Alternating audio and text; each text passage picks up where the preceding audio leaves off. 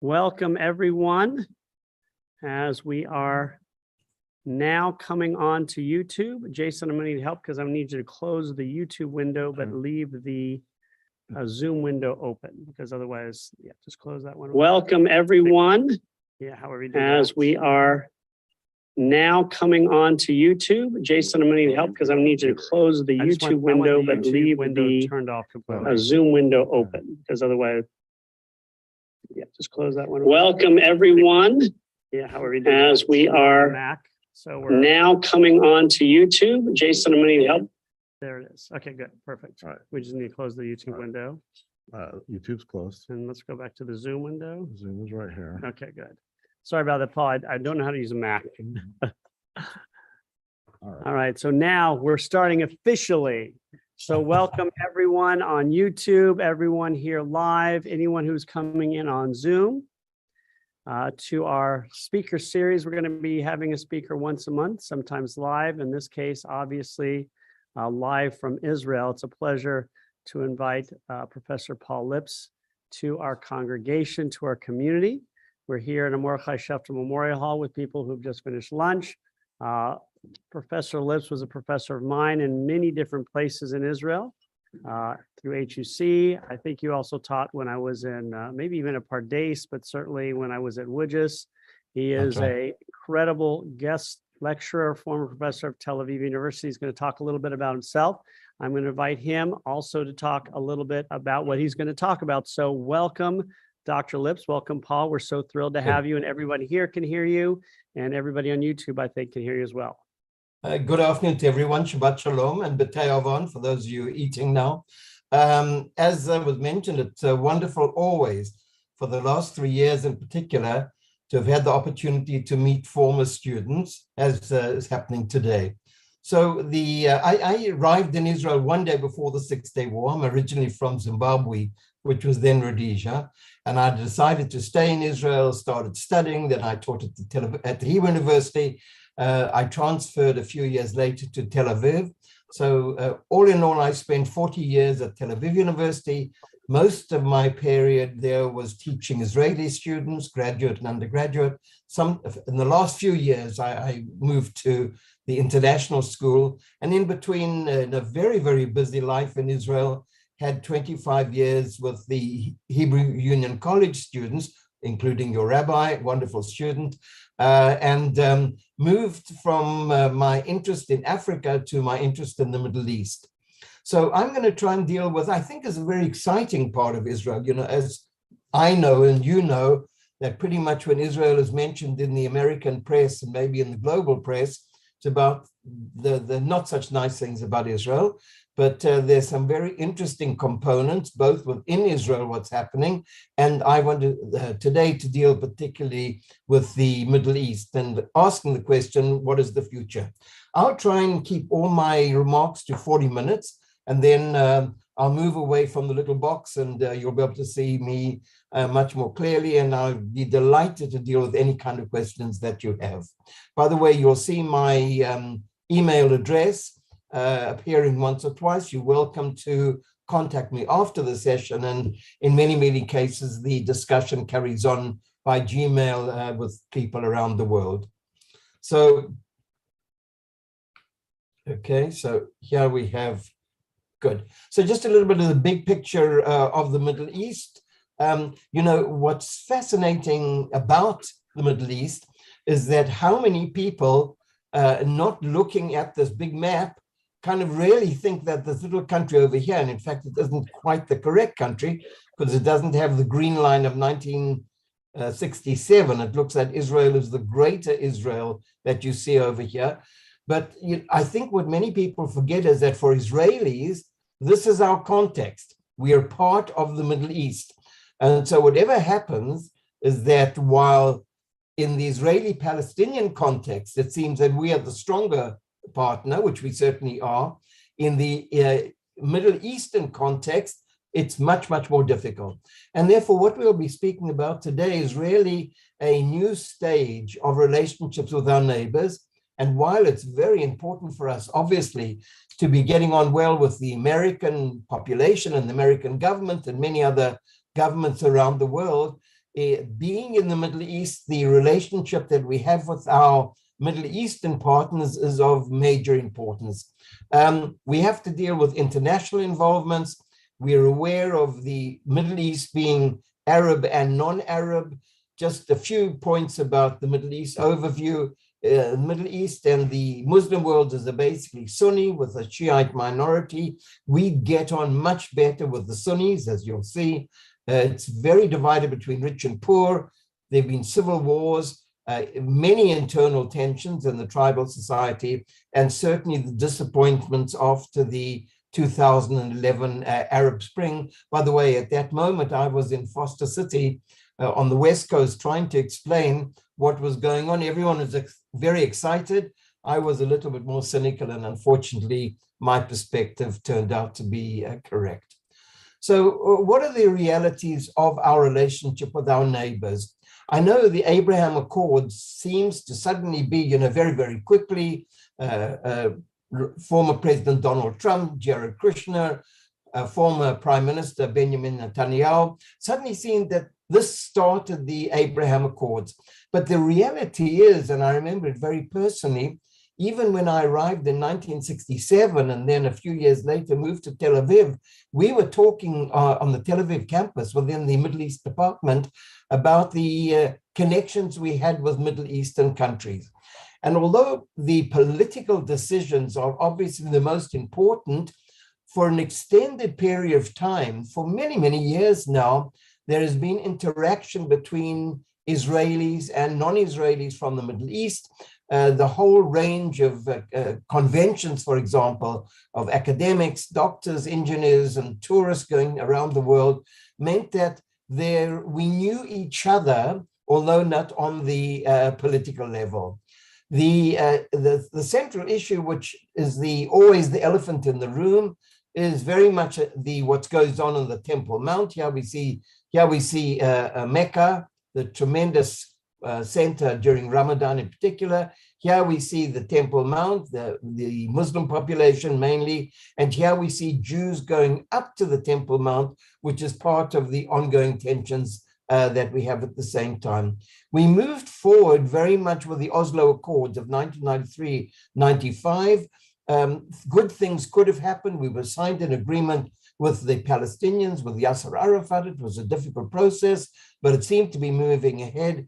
The assassination of the former Prime Minister Yitzhak Rabin in November 1945 destroyed that whole process. And I myself, I was at that time in the Israeli army, in the reserve unit that I was in. We were trying to explain to officers and soldiers the importance of the Oslo Accords, because the army has a very important role in educating the population and sometimes the later decision makers of Israeli society in terms of the changes coming about.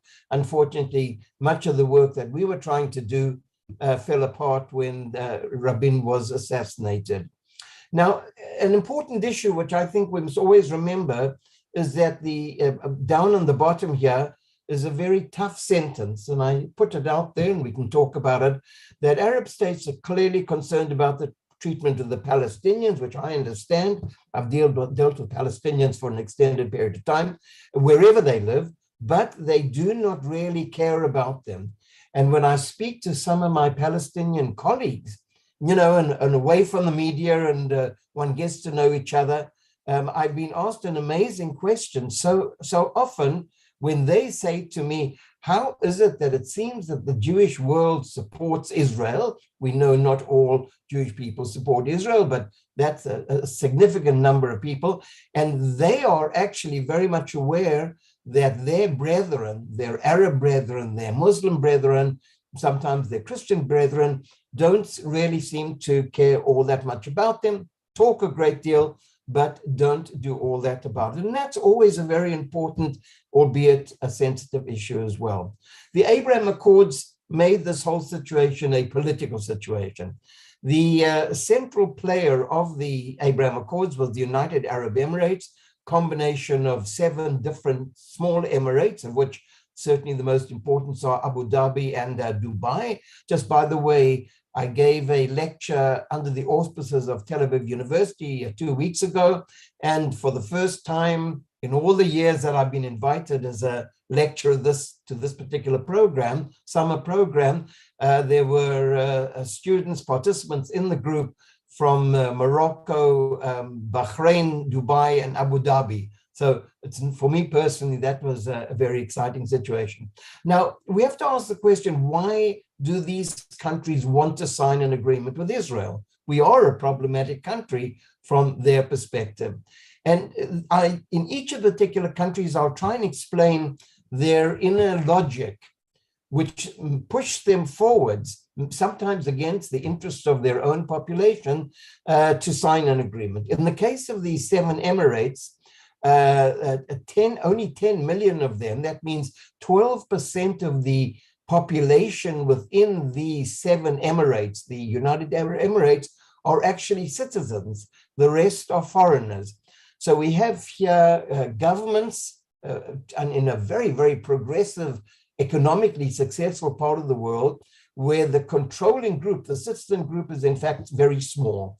Now, these Emirates are very concerned about their geographical situation. And I'll just go back for a moment so we can see the map. If we look at the map here and we see the Emirates are just a little bit of yellow over here. On the one hand, Saudi Arabia on the right side, on the western side, and over here, Iran. Remember, Iran is a Shiite country, and the Emirates over here are Sunni countries. That really makes a tremendous reason for the Emirates to find allies. And Israel is seen as an ally, as a military ally, as a political ally, and certainly as an economic ally. And because Iran is a constant threat, the ongoing under-the-table contacts which we had with the Emirates has been very important. Particularly, we know from 2015, that's already 7 years ago, low-level diplomatic presence. Here we see a picture of the signing of the Abraham Accords, a very important event. This, just to take a few of the components, July last year, the UAE embassy was put into place in Tel Aviv, then our embassy in the UAE. Very, very quickly, modern military technology like intelligence sharing and the F-25 aircraft came into a component. Many of my colleagues, I haven't actually been to the Emirates yet, but many of my colleagues, friends, are already establishing a person-to-person relationship on the ground. The UAE has some very interesting concepts of our relationship, Israel to the Emirate relationship, speaking about a $1 trillion economic relationship over the next decade, which is obviously to the benefit of both sides. Just to get a sense of the Emirates here, we see the 7 Emirates, Abu Dhabi and Dubai, the most important. We've already have over 130,000 Israelis having visited. They're important symbols of relationships between countries. The fact that they recognize Holocaust Day, very important. You know, that is going to have an impact on the Emirate population, hopefully. The embassy moved to Tel Aviv. There's been a visit a year ago or so of the Israeli visit to Israel, the visit to Israel of the Emirate Air Force commander. By the way, this is just one of the many levels of combination. And this general feeling, as far as Israel is concerned, that the UAE will help us to increase our business with India and Japan. And once again, Israel as a small country, a vulnerable country, has to constantly look for allies. Sometimes we have allies who do not sign agreements with us, but certainly in the case of India and Japan, the potential is tremendous. Just to carry on with our relationship, this year, an 18-day international naval exercise where Israel was involved and the UAE was involved, including countries like Oman, Pakistan, and not an ally of our, Saudi Arabia, not an official ally of our, Somalia and Yemen. All these countries are together. That means from an Israeli perspective, an entree into the region in any form at all is extremely important. Here we have the Israeli Prime Minister with a leader, an Emirate leader, and a former Prime Minister with a UAE leader as well. Trade is important, speaking about customs tariffs, which is important. But I just want to relate to an event on the Temple Mount, which somehow or other explains an important component of our tensions. A group of people from the Emirates came to visit Israel. They were in Tel Aviv. They met young Israelis. Everyone was very excited about it. They went up to the Temple Mount, and these are religious people going up to the Temple Mount is very important, remembering that Jerusalem is the third most holy city from an Islamic point of view. And where did they have a trouble? No trouble with the Israelis who were up there, but trouble with some of the Palestinians on the Temple Mount. And they kind of booed the Emirate representatives and said, get off the Temple Mount. Now, this is a very, very important political issue, because the Emirates want to help the Palestinians. They want to help the Israeli Arab population as well. And here their face-to-face contact with the Palestinians in East Jerusalem really was rejected. So, the Emirates are beginning to say to ourselves, well, we want to help you. We're not only here to help Israel, we're here to help our Palestinian brothers and sisters, but this was rejected. And this is, I think, a great pity. The other member besides the Emirates is Bahrain. Bahrain is a tiny little island over here, once again, sort of all out on its own. There's a connection, there's a land connection here with Saudi Arabia, Iran, Bahrain and Saudi Arabia relationship. Iran is up over on the top here. Here we have Qatar and the rest of Saudi Arabia. Now, Bahrain has another problem. And so why does Bahrain, a small country, a small Muslim country, why do they want to be related to us? So here there's another issue. The majority population of Bahrain are Shiites, 70% of the population of Shiites. They're dominated by a 30% Sunni population. In 2011, there was a serious attempt to overthrow the government. The government was immediately supported by Saudi and other troops who came in. So if we think we in Israel are vulnerable, well, the Bahrainis are also extremely vulnerable. And therefore, for them, a country like Israel, which is a stable country with close connections to America and many other Western governments, is important. The issue of the Holocaust came up. Once again, they were up there on the Western Wall, prayer near the Western Wall and the Temple Mount, and the relationship kind of was diplomatic security and economic realms. I'm not going into all the micro issues, but we just have to know that again and again, every week or something, there's some other upgrading of our interaction. Morocco is a totally different issue. Morocco, far over there in Western North Africa. And here we see our Minister of Defense in contact with the Moroccan Minister of Defense. Here, the background is a very different one. Firstly, as many of you know, there's been a large Jewish community in Morocco for many, many centuries. In the 1960s, for many different kind of reasons, the large Jewish population emigrated, but the three last kings in Morocco until now have been very, very supportive of the Jewish population, even when the Jews decided to leave, in most cases coming to Israel and France, as well as other parts of the world as well. So Morocco had a contact with the Jewish world and with the state of Israel. Between 1994 and 2000, we had a defined diplomatic relationship. It broke as a result of the Second Intifada, the Palestinian uprising. But why is it important for Morocco? Here we have an internal issue, and this is the map doesn't quite show you. Here we have Morocco in the north, and here we have this area of Western Sahara. Western Sahara is looked at by two groups in different situations. The Moroccan government maintains that Western Sahara belongs to them, and that's all the yellow area. There's a rebel group, an opposition group called the Polisario Front. Polisario Front maintain that Western Sahara belongs to them.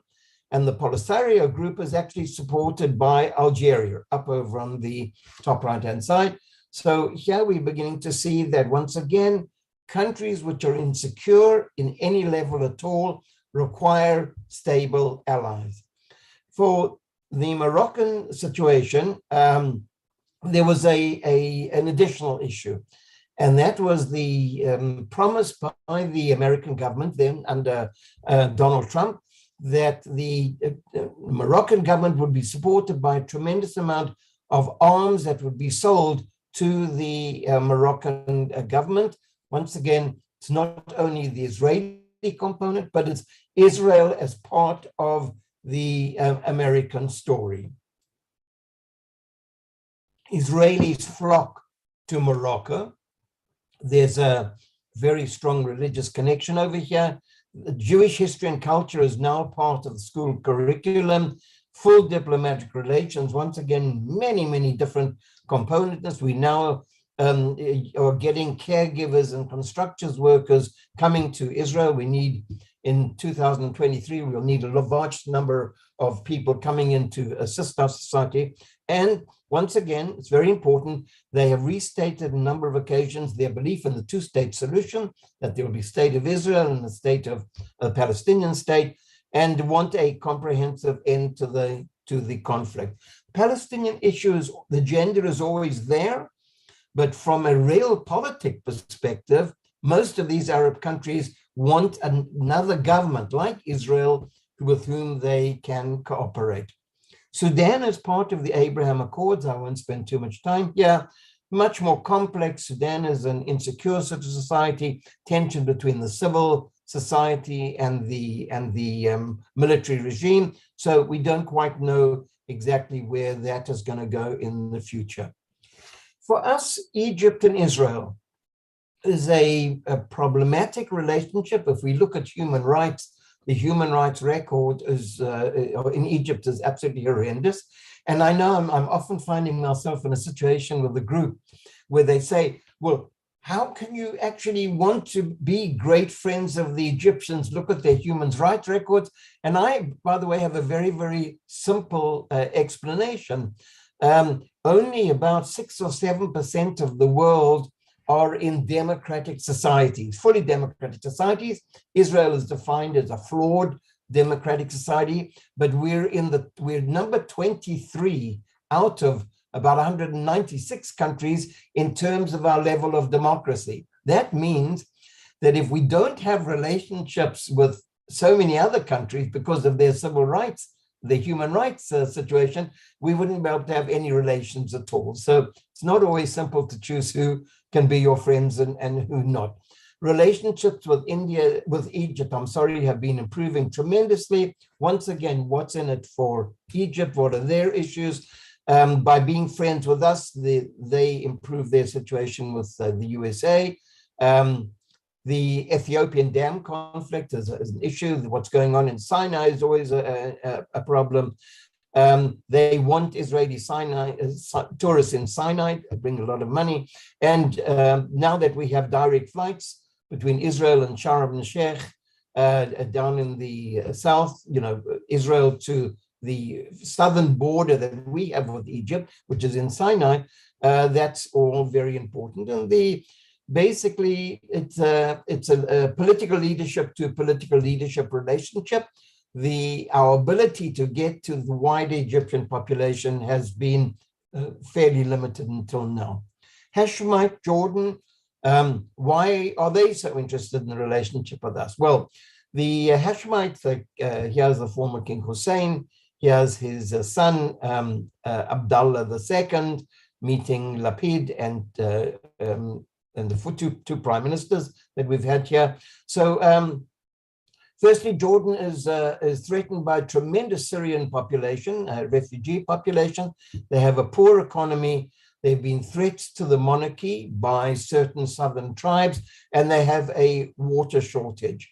So looking at it from the Hashemite perspective, the Jordanian perspective, Israel helps on all of these kind of issues, not on the Syrian refugee issue, but certainly in the economic issue. We strengthen up they strengthen the monarchy by being an ally of the monarchy, and water issues are extremely important because Israel has a very successful water policy, which we can speak about later, and we send more water now to Jordan than in an earlier agreement. And once again, for them, the two-state solution is extremely important. Let's take a comment just to know that it isn't all going easily. In May 1922, the foreign minister of the time said that Israel has no sovereignty over the holy sites in the city, which were occupied Palestinian land. This is this whole issue of the Temple Mount. To whom does the Temple Mount belong, which we won't go into at this stage.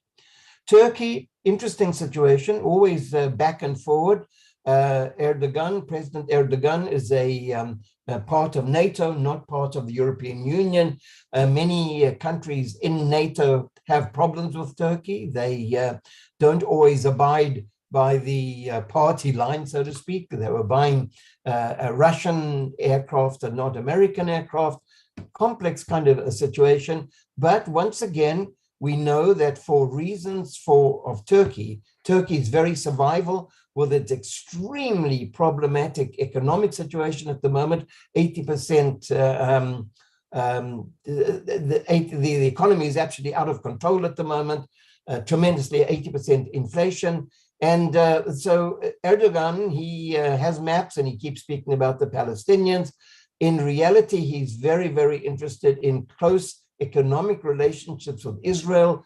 He believes that if he and the Turks and the Israelis cooperate with each other, that's going to be an important event after a very problematic earlier conflict we had a few years ago with a Turkish supporter human rights boat.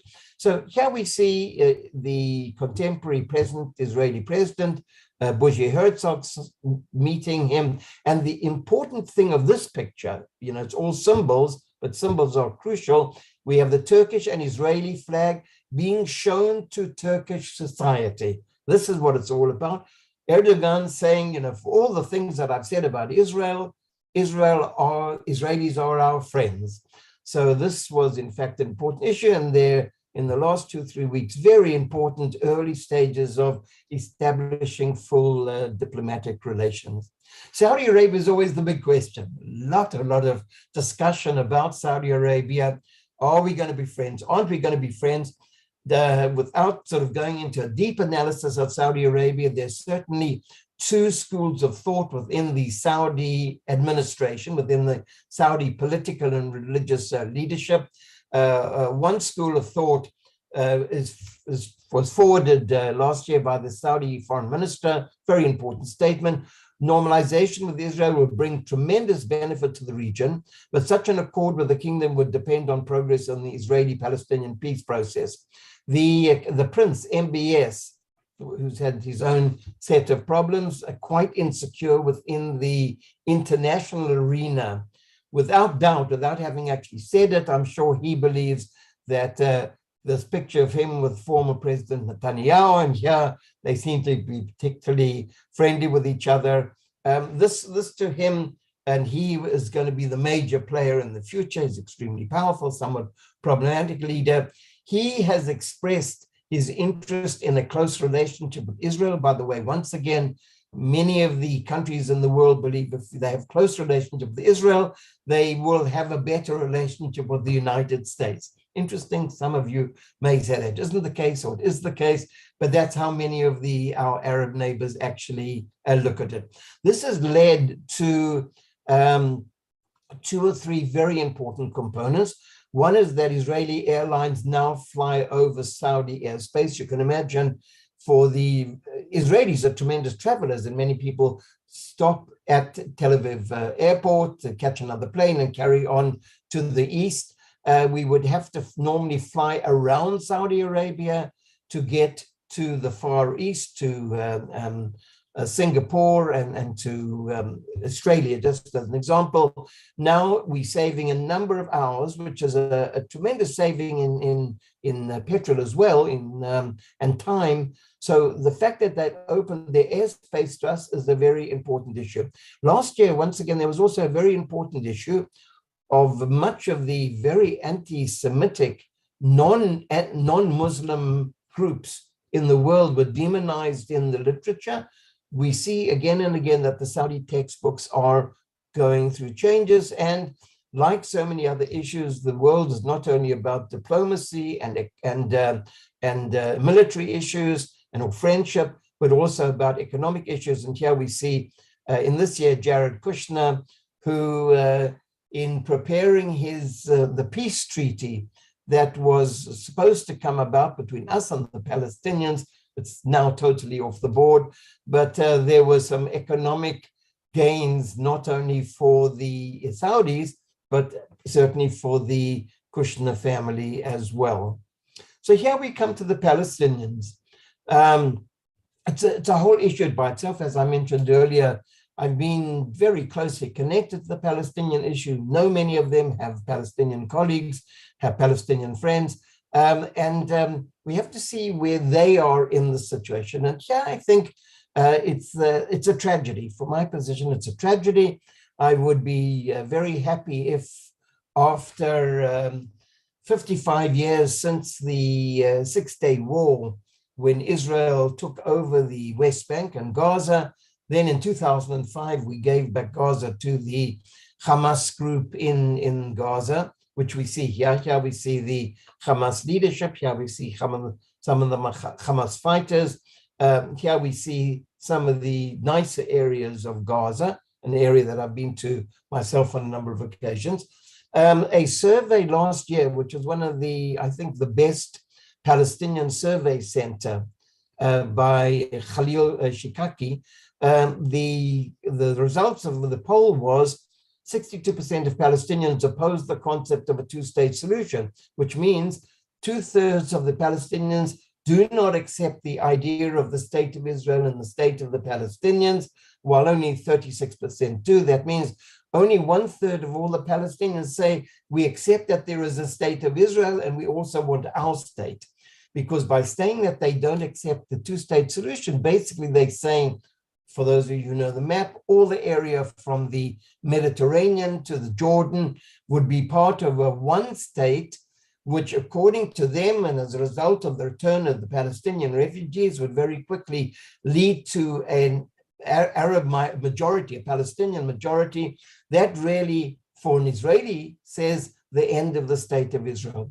So we know what the Palestinians feel and think at this stage. The situation can always change. The question in that same survey, very important survey, was the 54% support they return to the armed confrontations. So that is what they see. In some ways, one can understand it. But I want to take this last line, which is my own feeling. Here we all have a bias to how we understand situations.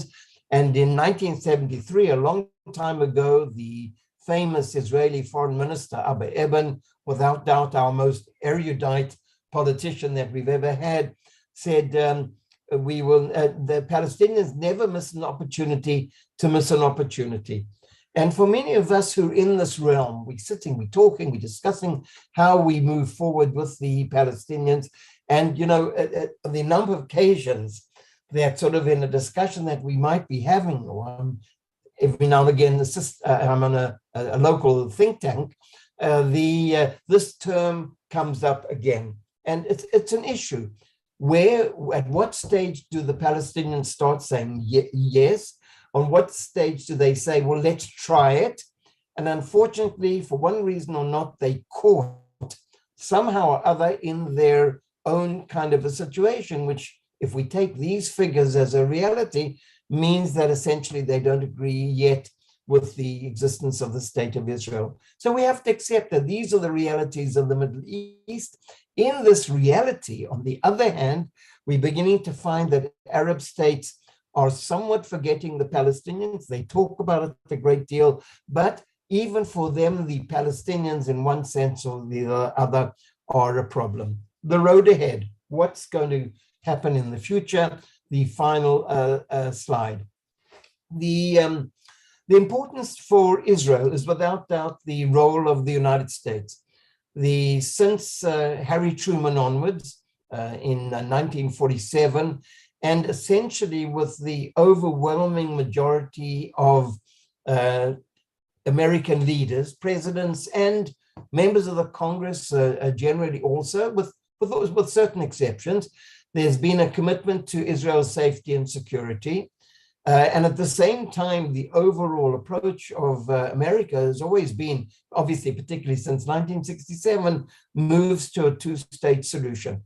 But with knowing that there are problems in this realm, and I myself have been to the United States over 20 times, and this discussion comes up again and again, the importance that is known by the Americans, and we feel it very much by Israelis, that the American support is absolutely vital for us. As I mentioned earlier, several Arab countries have expected or demanded a solution to the Palestinian question. The new Israeli government, and we've got elections in a few months' time, but the present Israeli government has spent a lot of time and energy trying to support this new atmosphere. Will it last? Well, we never quite know the future.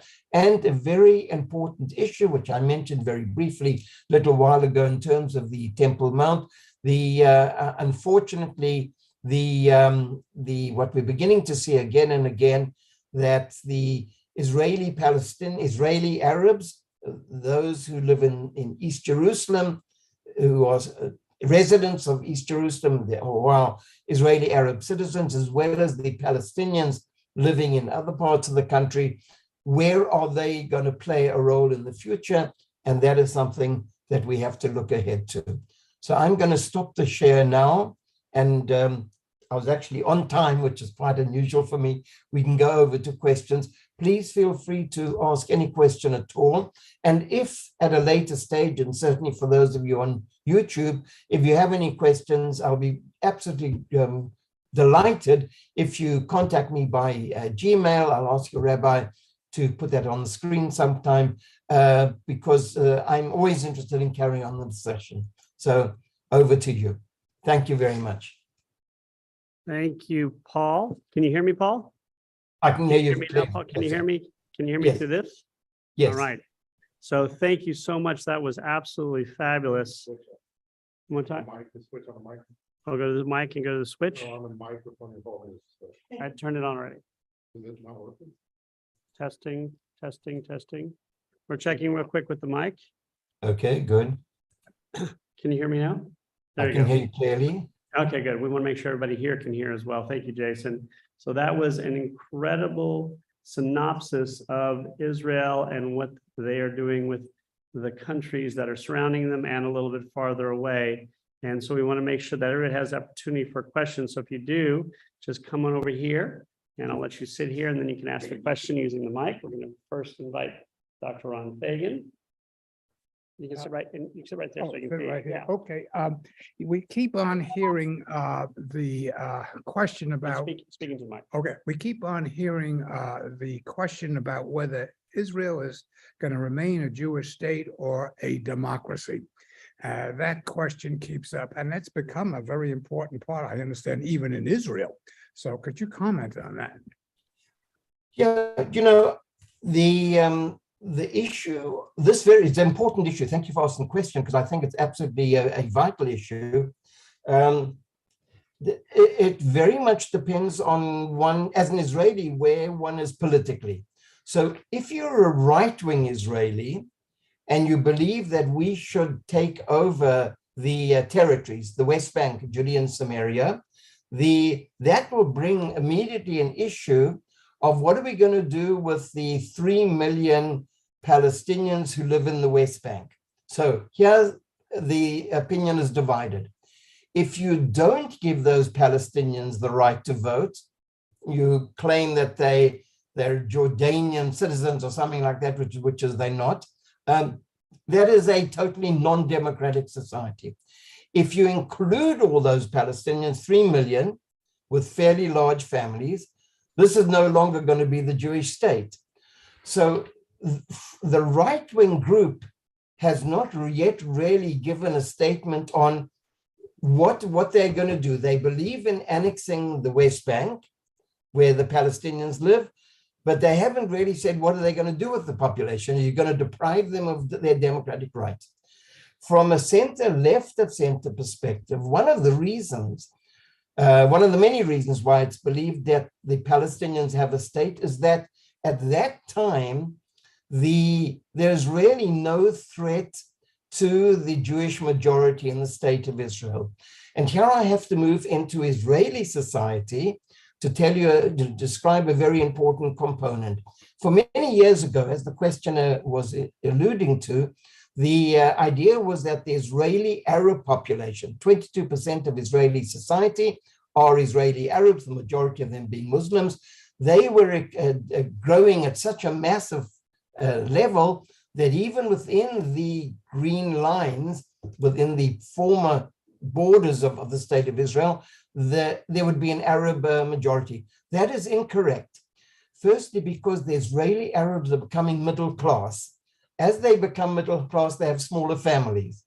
As they have smaller families, they sort of 3.1 or 3.2 number of children.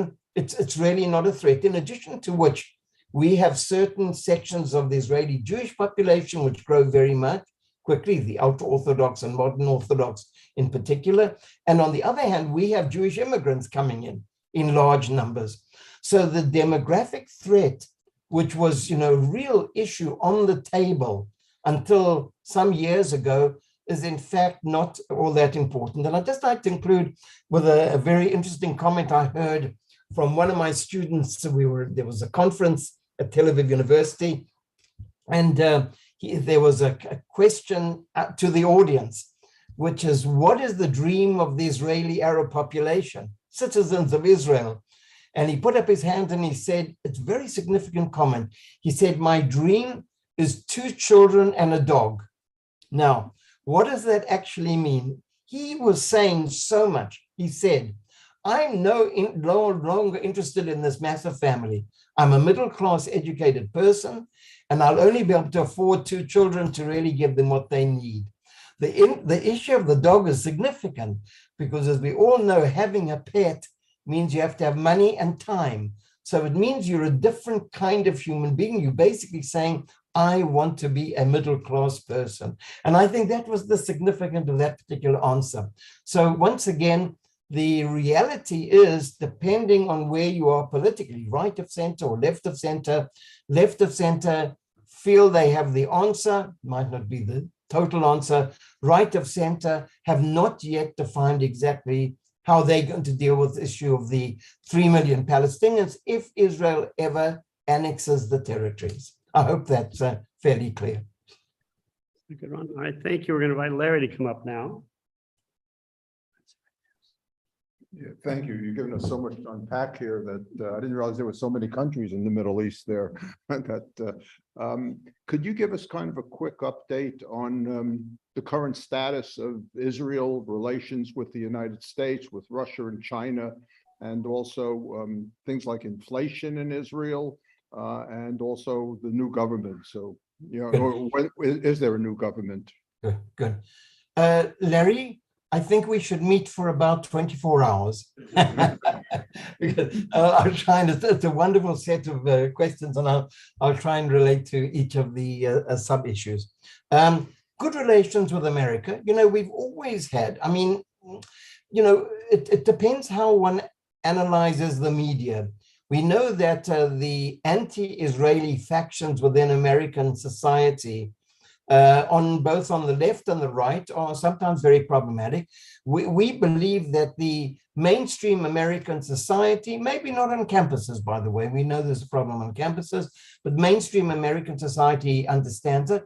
I've had over the years a great deal of contact with American diplomats for one reason or the other in different kind of situations.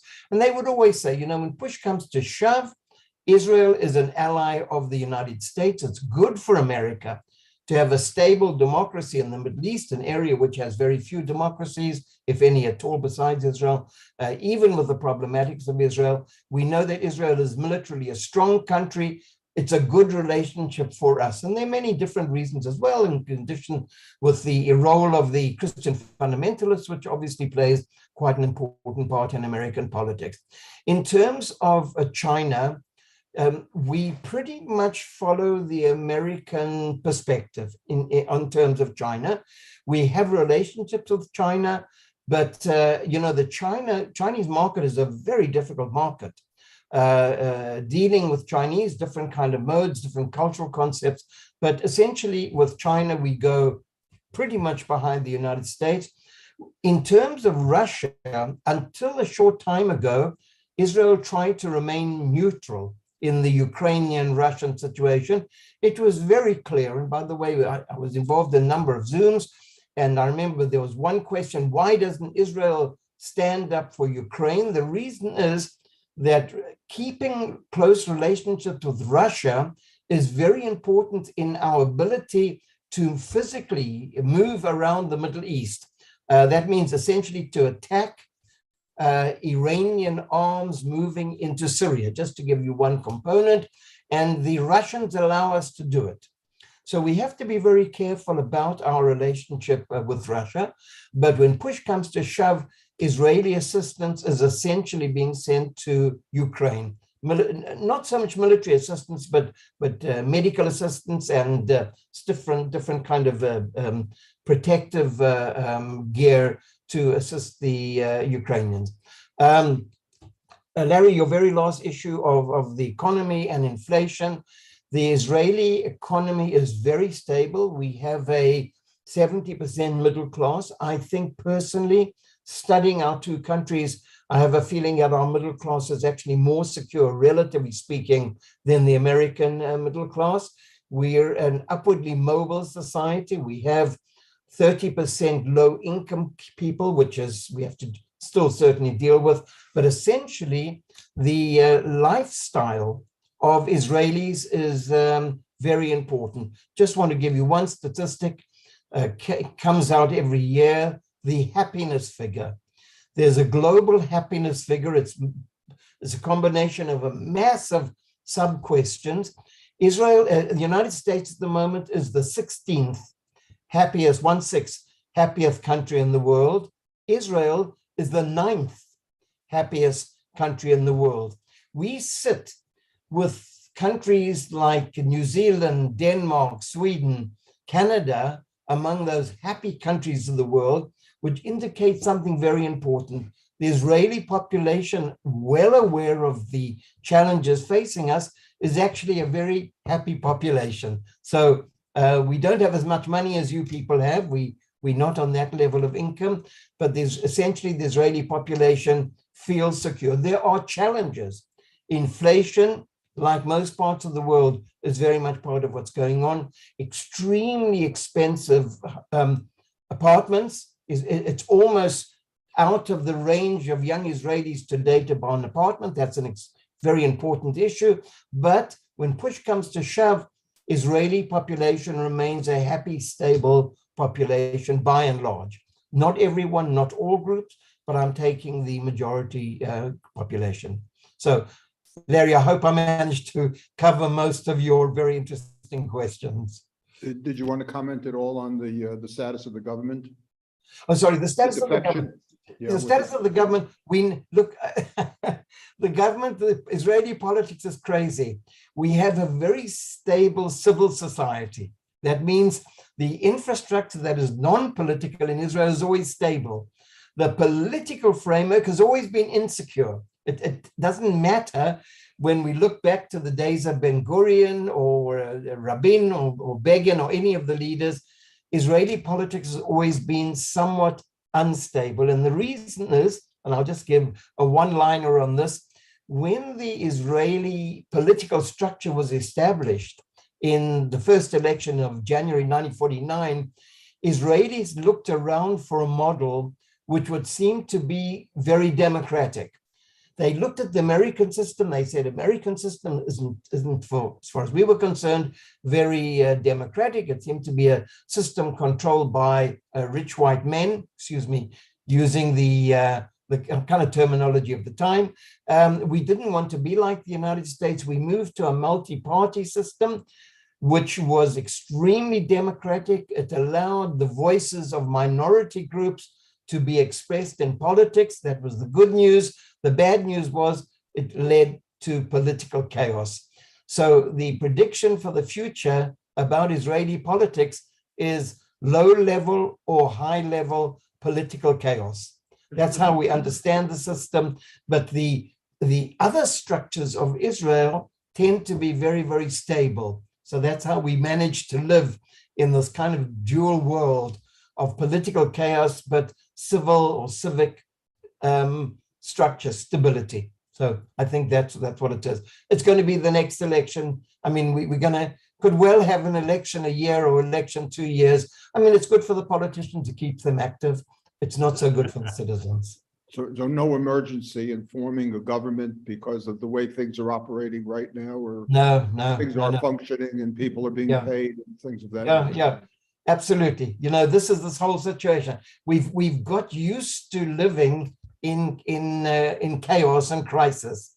And Israeli society, like all societies, has this ability to carry on in what in many parts of the world would seem to be the end of the country. It isn't the end of the country. We're the 9th happiest country. So that's what we remember most of the time. Yeah, so in America, if the government falls, it's a different issue. A couple of things. You said 70% of the country is middle class, right? 70. 70% are we are middle class. That is an unbelievable percentage. Yeah. In any country, even Denmark. I mean, there's probably a little higher, but still, that's right. 70% middle class in the Middle East. Yeah. And thirdly, America may be 16th, but Savannah is obviously #1, the happiest city in the world. So within America, Savannah is the world stage. I love your local approach. Yes. And that's from a lot of factors having to do with a lot of different things in my mind. So that's for those factors. Any other questions? I have one question. The different countries continually say we're going to have peace with Israel, but it's, depending on obviously the Palestinian. Is there going to be a point in time where that will be something they don't say? Because obviously beforehand they've been saying it for a long time without actually actively pursuing this or seemingly to care in the background. Is there going to be a day where the king of Saudi Arabia, not his son, but the king says, I'm just not going to deal with this anymore. We're going to have peace. Well, when you look at the internal dynamics of Arab societies, they have begun to realize that it's very difficult to work with the Palestinians, and there are a number of real reasons. Firstly, there was the famous Black September organization in the 1970s, where the Palestinian underground group tried to threaten the Hashemite Jordanian government. And King Hussein was then the king, and it became very, very clear that the Palestinians are a threat to Jordan. By the way, in Jordan, 70% of the population are in fact Palestinians, and only 30% are mainline Hashemites, formerly coming from Saudi Arabia, the Hejaz area. So what we have there is really the Jordanian government, for example, in a very delicate situation, on the one hand saying, well, 70% of our population are Palestinians, we have to be concerned with them, but they're frightened of the Palestinians. Just to give another case study in Lebanon. In Lebanon, the Palestinian population living there, the refugee population, is a highly controlled population. The Lebanese do not allow the Palestinians to take any jobs that they want to take. And this is what's happened. Essentially, wherever Palestinians are in the Middle East, the governments themselves look at them with a sense of distrust. Now, in terms of your question, whether that's going to take away the language of the government, I don't think so. Because, it's like, Jewish people in one part of the world are always caring about a Jewish people in another part of the world. The Muslim world is very much like that. They are caring about Muslims in other parts of the world. But, and here I just want to give an antithesis to this, if you look at the lack of interest of Muslim countries to the Muslims living in Western China, for example. Millions of Muslims live in Western China in terrible kind of situations. So the Muslims kind of say very quietly, well, we are concerned about our Muslim brethren in China, but because China is such a large country and they don't want to annoy China, they do little about it and speak little about it. So, you know, this is really global politics. To summarize what I've studied, I mean, I've been in this business for over 55 years now. If you can talk about it, criticize a country without threatening yourself, you do it. But if you're threatening yourself, then you don't do it. And that's really what, in the comparison between us and China, the bringing up the Palestinian issue all the time is a logical issue. They don't say exactly the same when they confronting China. So this is realpolitik of the world. Just to give one other case, we know what happens in the United Nations. The amount of anti-Israeli bills passed, decisions passed in the UN is unbelievable. Many of those countries tell our representatives, and I've been told this by some Israeli representatives, after they voted against Israel on the Human Rights Council, for example, committee, they then come to the Israelis and say, we don't really mean it. But for global realpolitik reasons, we have to do it. So this is the world we live in. We started living like this in 1948, and we seem to be living in this until 2022. Could you ask about religious pluralism in Israel? Larry wanted to ask about religious pluralism in Israel, which we had talked about discussing for this whole time, but that was a whole, you know, to have so many topics for Paul, it was a lot. No, but Larry wanted to know about religious pluralism in Israel, and I know there's no issues there, but in case there are, because we have none in America, so. It's a difficult one also. You know, the great thing about living in Israel, you never get bored. There's always something very interesting coming up. It's a kind of exciting society, I must say. And maybe we'll do that another time. Maybe we'll invite him back because we're ending. An important But issue. you know, in America, we love to vote, but in Israel, you really love to vote because you're like voting every 3 weeks for like a prime minister. You know, whereas here I vote every year for, you know, the smaller positions, but I don't vote for president every year. So I think it just makes it more fun. But also for those people watching, you have to understand Israel is such a small country that they don't have state elections. They do have some local elections, but really they don't have they have the regional elections. It's mostly right. the national and then local is what you vote for, That's right? right. So, Absolutely. well, if we don't have any questions, I thought that was outstanding. I think I know you're very well aware of what's going on in the media here. You would think Israel with these negotiations with especially Saudi Arabia would be front page news, but obviously, but it is not in America. It's barely even mentioned, not counting, you know, COVID obviously has taken center stage, but when the issues of Israel doing something they shouldn't do or perceptively doing something somebody doesn't think they should do, that is the only time Israel will be on the front page of the proverbial newspaper. But what's going on behind the scenes and the previous administration, this administration, as you mentioned, going back with what Israel's doing with UAE and especially Saudi Arabia is beyond, that is huge news, I would imagine, for Israel. So thank you so much, especially speaking to us. I know it's your Saturday night. I know you're going to go out and hit the bars in Tel Aviv and stay up all night. He's going to do the Israeli thing. He's going to take a nap. And then 11 or 12 o'clock midnight, he's going to wake up and he's going to hit the dance clubs. So we hope you have a wonderful time dancing tonight. And thank you. As you can see, he was an incredible professor I've had in many places, and we really appreciate you speaking in Savannah. Hopefully we'll have you back. I think this is the second time we've had you. We hope to have you back again. Thank you very much. And you have a wonderful time to everybody on YouTube. If you have any questions, let me know and we'll send out his email address. Good. Thank you very much. Look after yourselves, and hopefully you'll come on a federation or a congregation tour, and we'll actually be able to see each other face to face.